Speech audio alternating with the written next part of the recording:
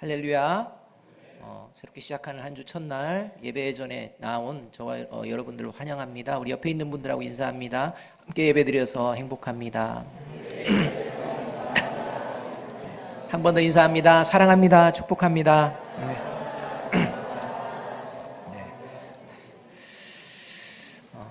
여전히 똑같은 자리에 앉으셨네요. 여러분들도 많이 경험해 보셨으리라고 생각되어집니다.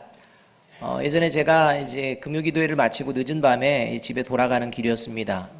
길이 좀 좁은 길을 통해서 이제 사택까지 올라가는 길이었는데 그날따라 앞에 한 여성이 있고 제가 이제 뒤에 가는 것입니다.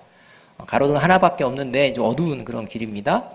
그런데 제가 좀 그 여성분 가까이 가니까 이 여성분의 걸음이 좀 빨라집니다. 예상을 했습니다.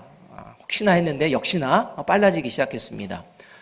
그래서 제 딴에는 얼른 지나가서, 아마 두려워서 그럴 수 있으니까 얼른 지나가서 이 두려움을 해결해 내리라 라고 해서 제가 좀 더 빨리 걸었습니다.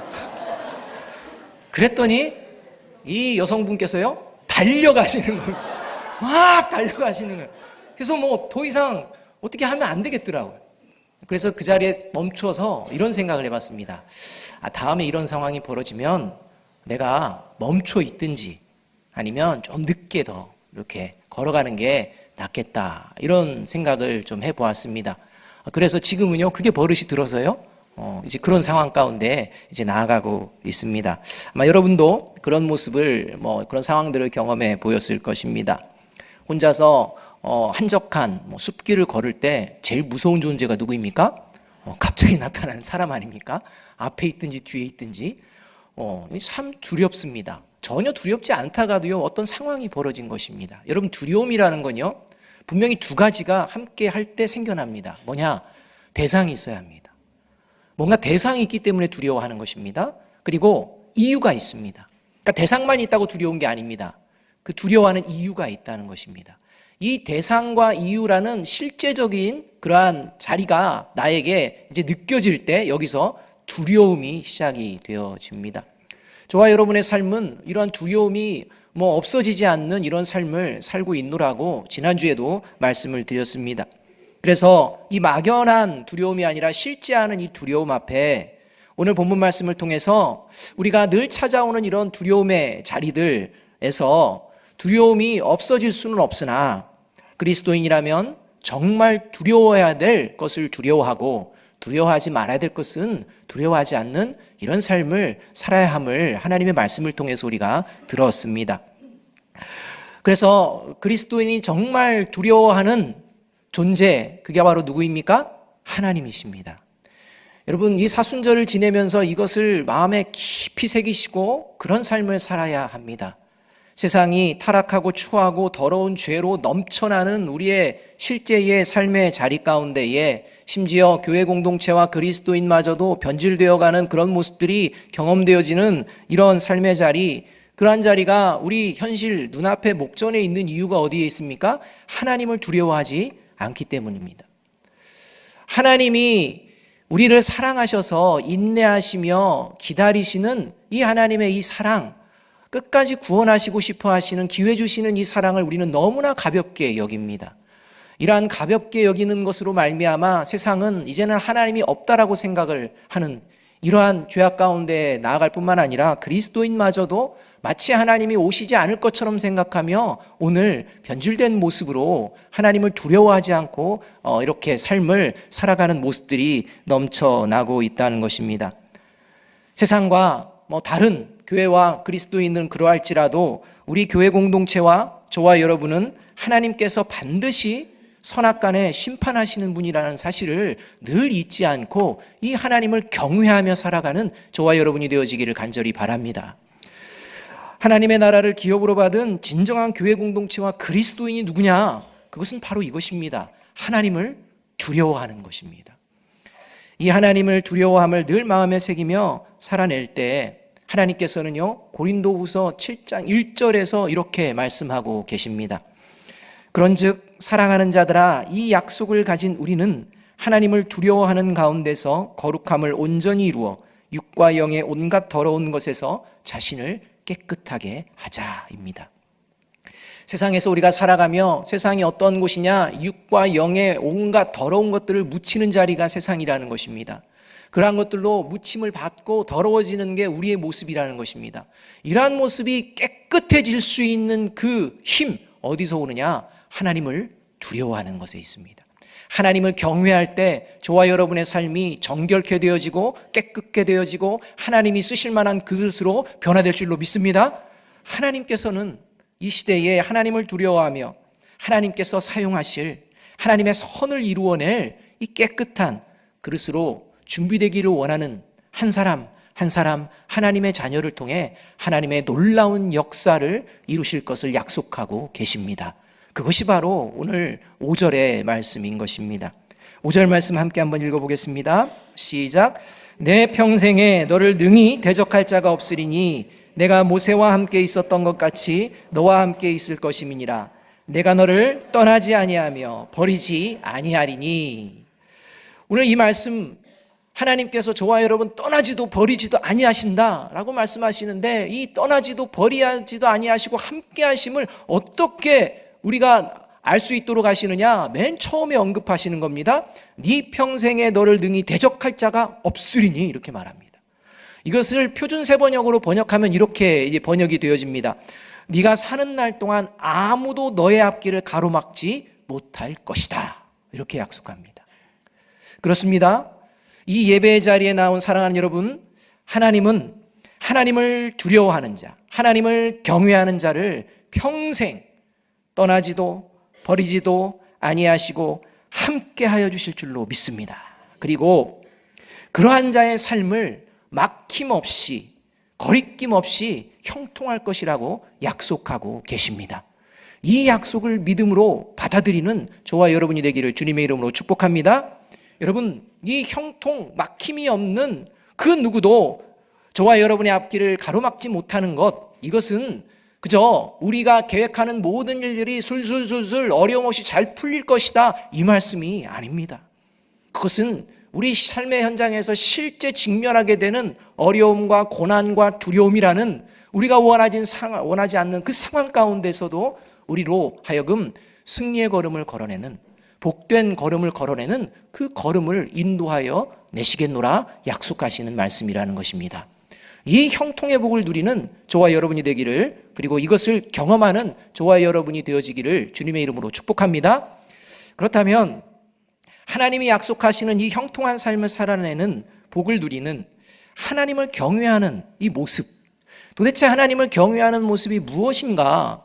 무엇이기에 이렇게 우리로 하여금 앞길을 막지 아니하는, 앞길의 장애를 다 헤쳐나갈 수 있는 이런 형통의 길을 걸을 수 있을까? 이 부분을 오늘 여호수아에게 하시는 말씀을 통해 우리가 듣기를 원합니다. 첫째로, 하나님을 경외하는 것은 뭐냐? 두려운 상황에서 용기를 잃지 않는 것을 말합니다. 두려운 상황이 사라지는 게 아닙니다.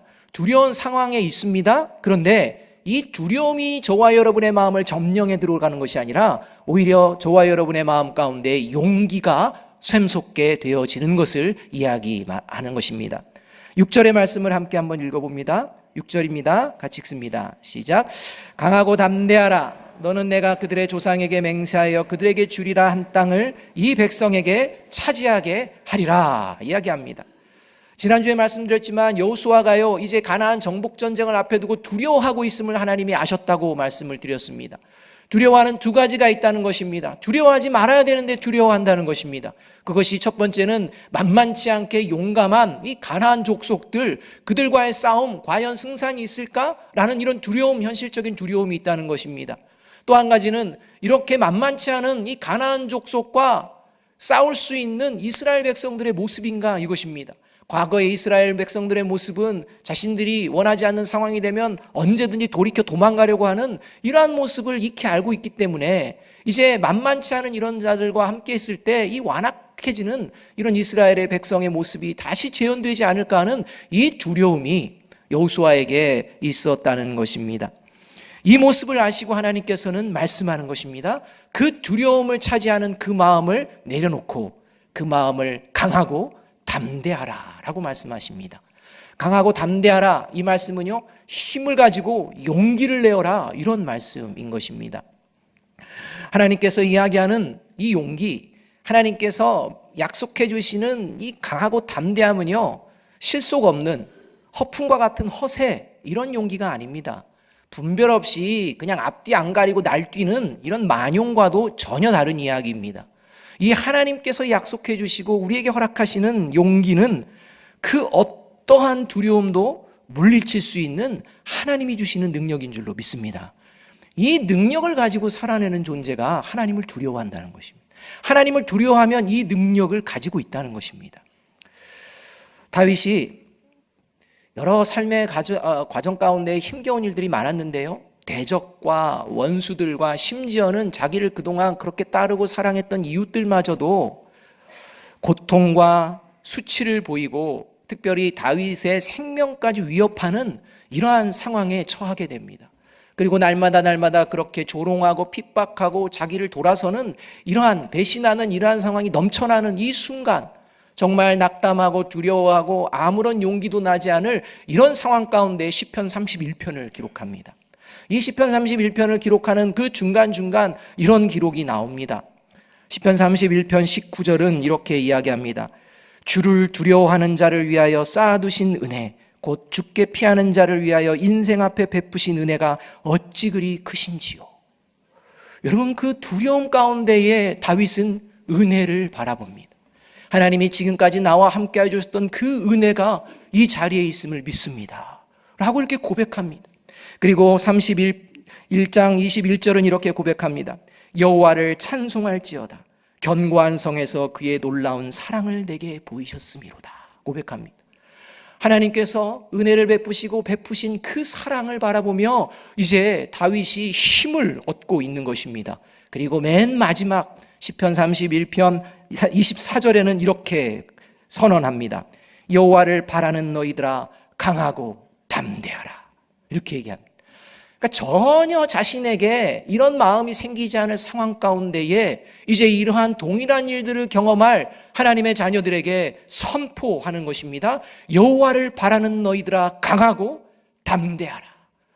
여러분, 이 이야기는 그냥 자기는 강하고 담대하지 않은 상태에서 이야기하는 게 아니라요, 이렇게 두려운 상황 가운데 다윗이 강하고 담대함을 얻었음을 고백하는 장면입니다. 사랑하는 여러분, 다윗이 경험한 이 놀라운 사랑, 이 놀라운 은혜보다도 더 큰 사랑, 더 큰 은혜가 저와 여러분을 찾아왔습니다. 그가 바로 예수 그리스도입니다. 저와 여러분이 십자가를 바라볼 때 그 십자가가 비록 험한 십자가일지라도 그 십자가를 통해 저와 여러분이 그 어떠한 험한 두려움 속에서도 저와 여러분을 용기의 사람으로 회복시키고 다시 힘을 주시고 다시 일어날 수 있도록 역사하여 주실 줄로 믿습니다. 십자가에 진정한 용기가 있습니다. 십자가에 보여주신 예수님의 그 용기가, 모든 죄를 무너뜨리신 그 용기가 저와 여러분에게 부어진 바 되었습니다. 이 십자가를 늘 바라보며 그 어떠한 상황, 두려운 상황 가운데에도 낙심하지 아니하고 강하고 담대함의 복을 누리는 저와 여러분이 되기를 주님의 이름으로 축복합니다. 윈스턴 처칠은 이런 얘기를 했습니다. 돈을 잃는 것은 적게 잃어버리는 것이다. 그런데 만일 명예를 잃어버린다는 건 이건 참 큰 것을 잃어버리는 것이다. 요즘 미투 운동을 통해서 이거 절절하게 느끼는 거 아닙니까? 돈 잃어버리는 게 문제가 아니지 않습니까? 목숨까지 그냥 내버리는 이 명예를 잃어버린다는 것, 참으로 많은 것을 잃어버립니다. 그런데 이 윈스턴 처칠이 마지막으로 이렇게 얘기합니다. 더더욱 용기를 잃어버리는 것은 전부를 잃어버리는 것이다. 여러분, 하나님께서 저와 여러분에게 주신 이 용기를 잃어버리셔는 안 됩니다. 만약에 용기가 지금 생겨나지 않다면 구하시기 바랍니다. 로마서 8장 31절 하반절에서 32절은 분명하게 이렇게 약속합니다. 만일 하나님이 우리를 위하시면 누가 우리를 대적하리요. 자기 아들을 아끼지 아니하시고 우리 모든 사람을 위하여 내주시니가 어찌 그 아들과 함께 모든 것을 우리에게 주시지 아니하겠느냐.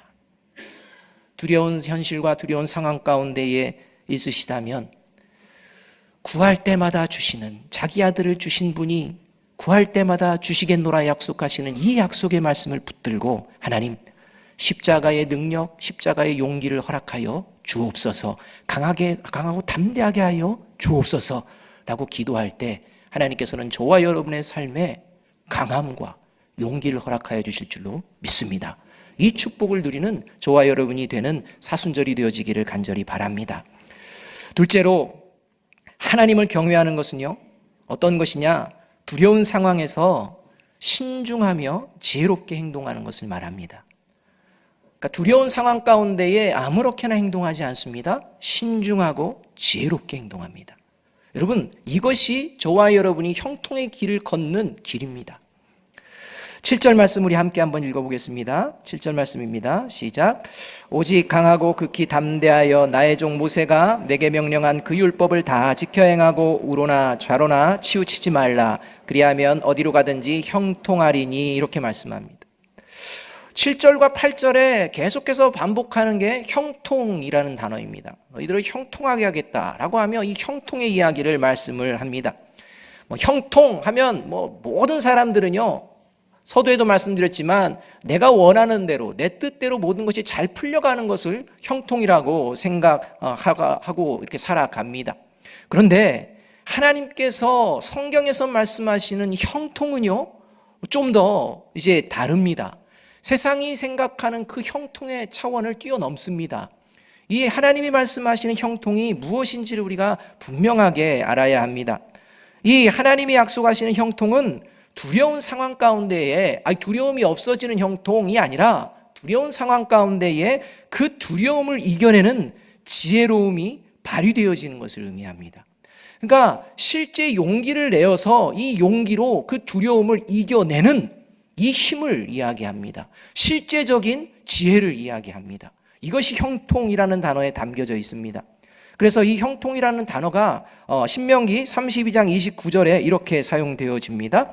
만일 그들이 지혜가 있어 이것을 깨달았으면 자기들의 종말을 분별하였으리라. 이렇게 말합니다.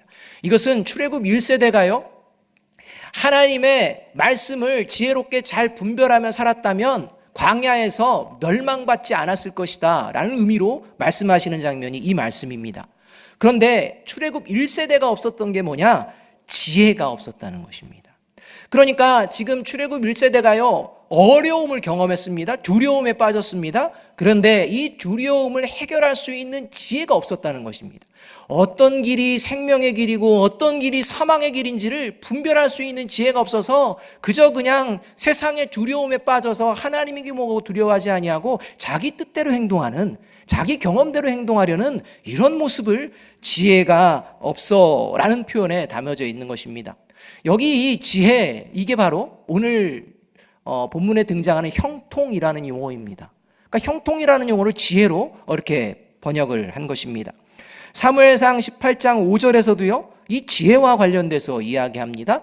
진정 형통한 삶을 살면 어떠한 지혜로운 삶을 살게 되면 어떤 일이 벌어지는지를 말씀합니다. 18장 5절은 이렇게 말씀합니다.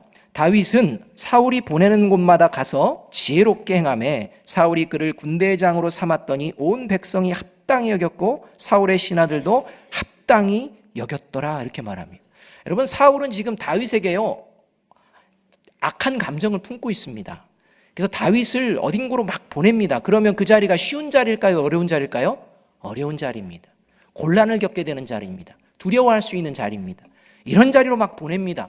그런데 다윗이 사울이 보내는 곳마다 어떻게 행하였다? 지혜롭게 행하였다입니다. 여기 지혜가 바로 형통이라는 단어입니다.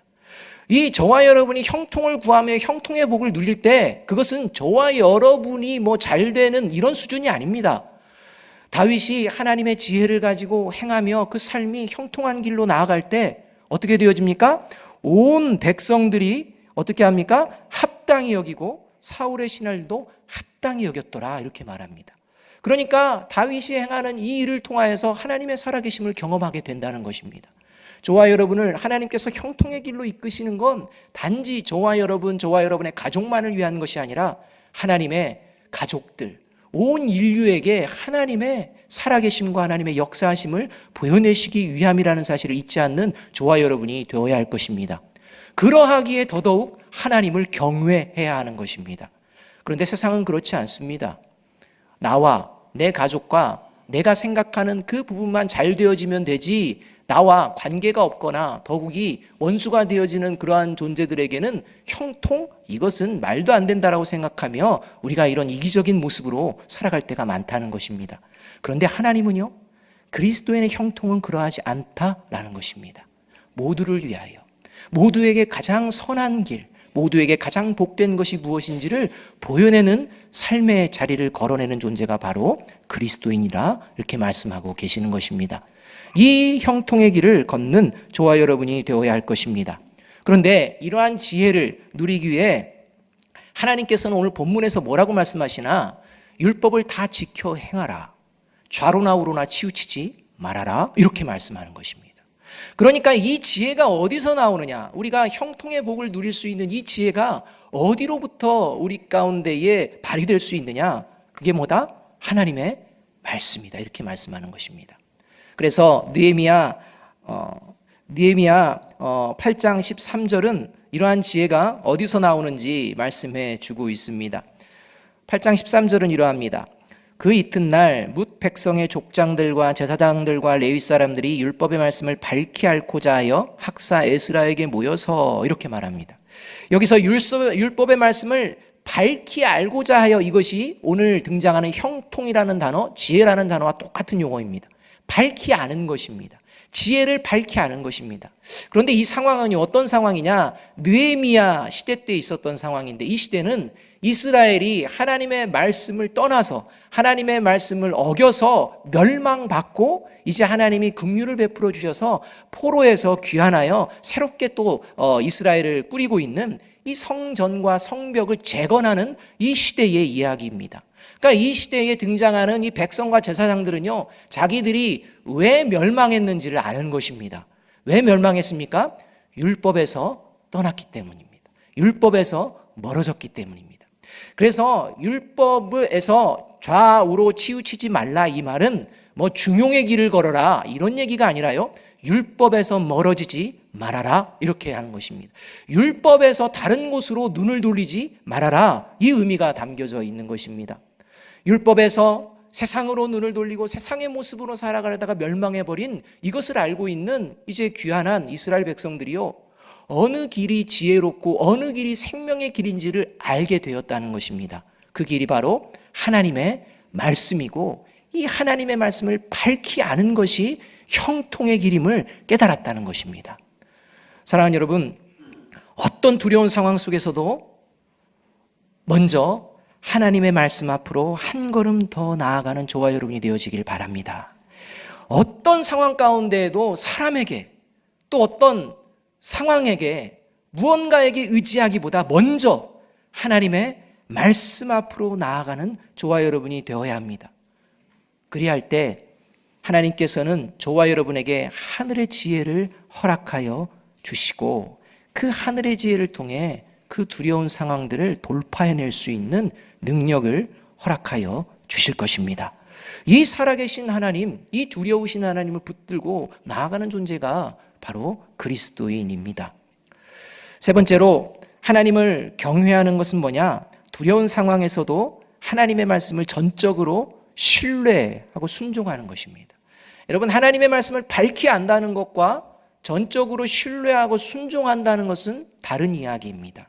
여러분, 하나님의 말씀이 저와 여러분의 삶을 형통의 길로 이끌어 주실 줄로 믿습니까? 가장 복된 길로 이끌어 주실 줄로 믿습니까? 그렇다면 하나님의 말씀을 전적으로 신뢰하며 지금 순종하며 나아가십니까? 이 질문이라는 것입니다.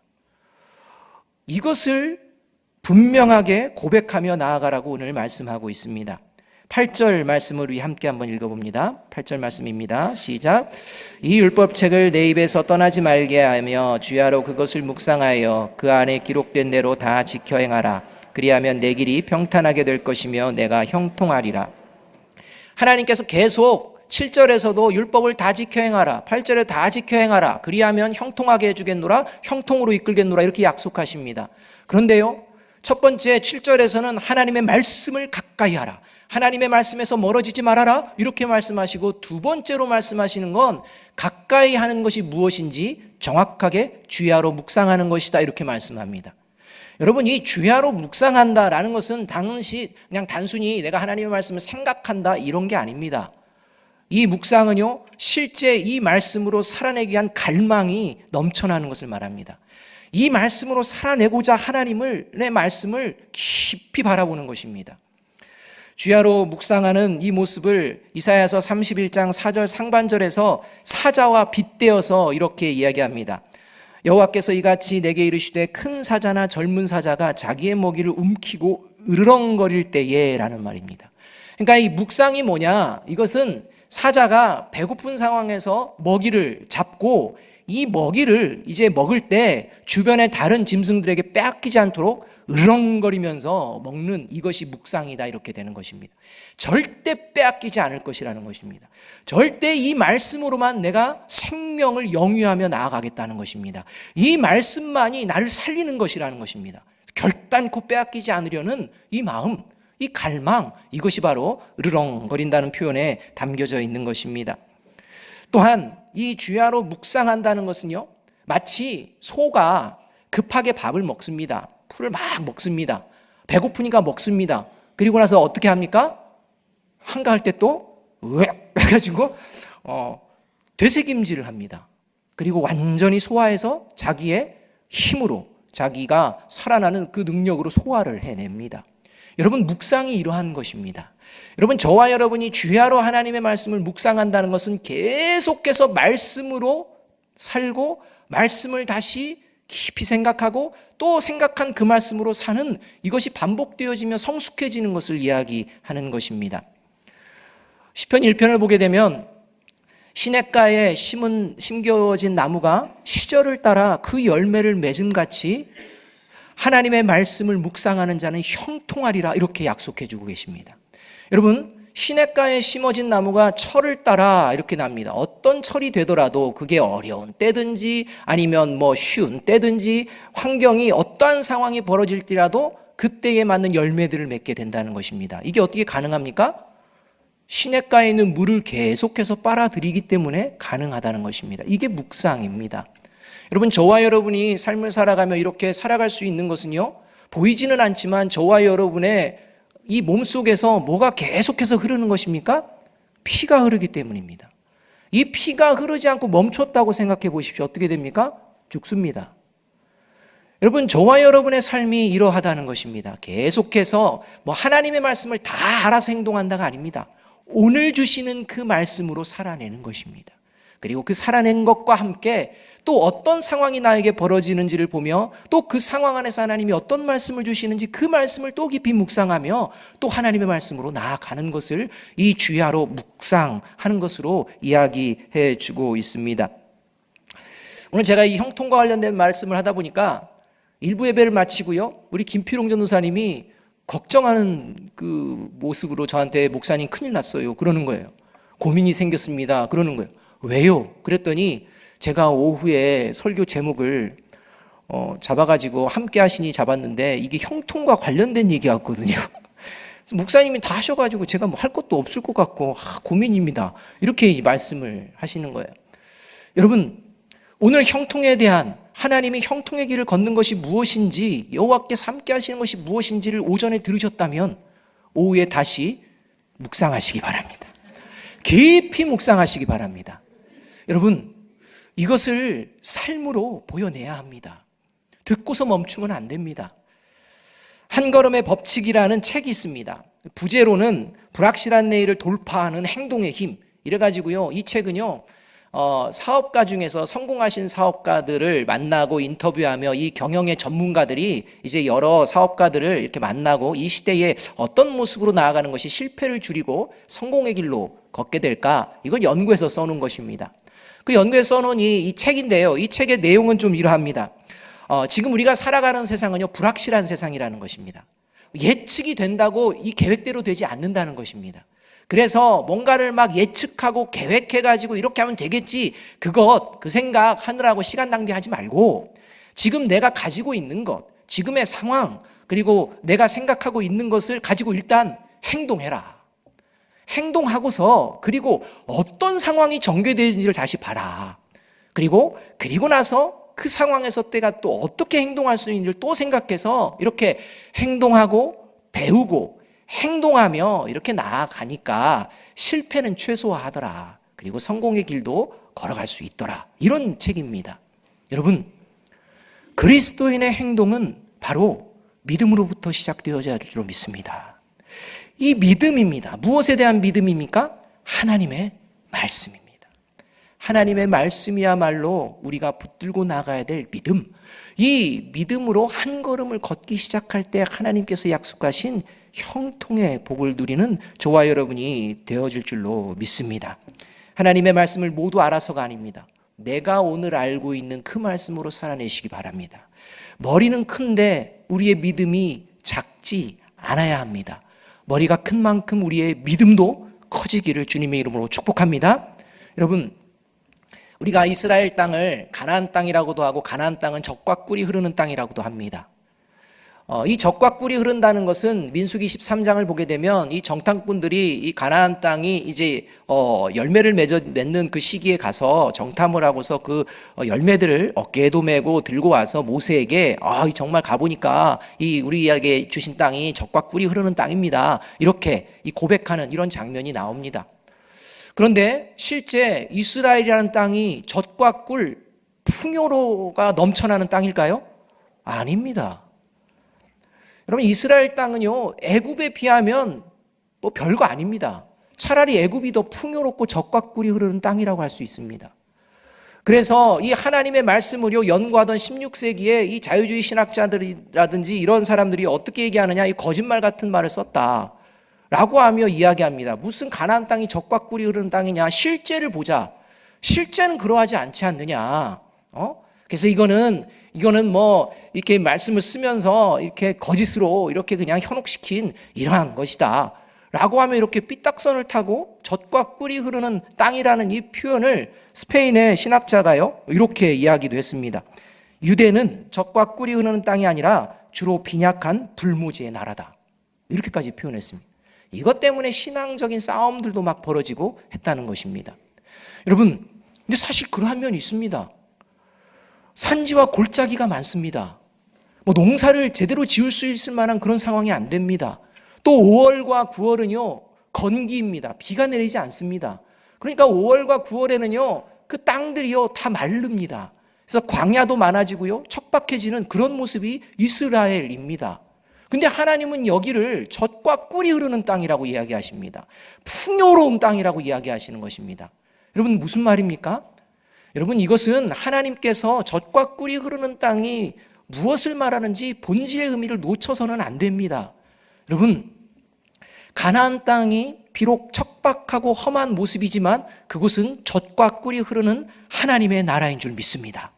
젖과 꿀이 흐른다는 것은 뭐냐? 하나님이 다스리는 땅이라는 것입니다.